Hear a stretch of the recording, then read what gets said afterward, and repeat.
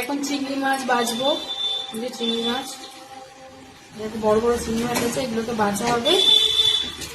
কিছুটা বেশি বাছা হয়েছে এগুলো, এইভাবে বেছে ধুয়ে রাখা হবে, কাল রান্না হবে। আবার এই চিংড়ি মাছটা ডিম আছে, চিংড়ি মাছের ডিম আছে সুন্দর।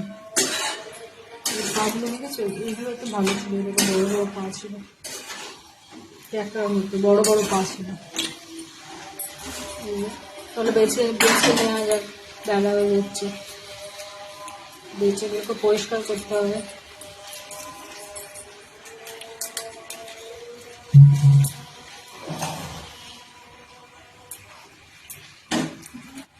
মাছ ভাজতে খুব ভালো লাগে, আবার এই বড় বড় চিংড়ি মাছটা আরোই ভালো লাগছে।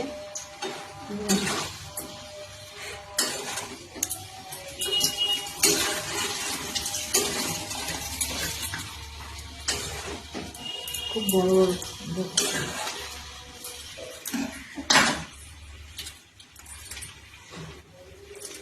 মাছও আছে, বড় মাছও আছে, কাতলা মাছ আছে, ওগুলোকেও বাঁচতে হবে। এইগুলোকেও বাঁচতে হবে এখন, মানে কাটা আছে, ওগুলোকে ধোয়াধুয়ি করতে হবে। আর এটা এই যে বাছা হচ্ছে।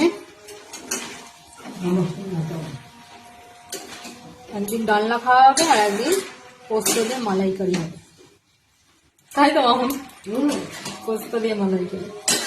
স্টিক দিয়ে ভিতরে স্টিক ভরা দেবে না এমনি? আমি ওসব পারি না বাবা। এটা কি করবে? ডাব লাগবে না? নারকেল ডাবের মধ্যে ভরে তো চিংড়ি মালাইকারি খেতে হবে না? ডাব চিংড়ি এগুলো আমার মানে এগুলো ভালো লাগছে, কাঁকড়ার মতন। এর ভিতরেও তো শাঁস আছে নাকি বাবা? এগুলো এর মতো দেখো, নড়িনি, এটা আমি এরকম এর নড়ার ক্ষমতা নেই। হ্যাঁ হ্যাঁ হ্যাঁ হ্যাঁ হ্যাঁ, কাঁকড়া চিংড়িটাও ভালো লাগছে।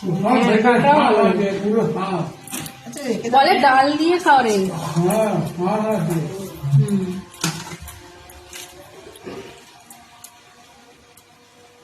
ডাল দিয়ে করে,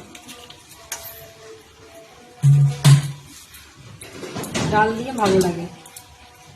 এখন এই দেখো চলছে, এগুলো অনেক আছে, অনেক দেরি হবে, যেহেতু এগুলো বেঁচে ধোবো, তাড়াতাড়ি করছি। হরিণ, আমার না খুব মজা হচ্ছে, খাওয়ার থেকে বেশি মজা হচ্ছে গো মাছগুলোকে নিয়ে।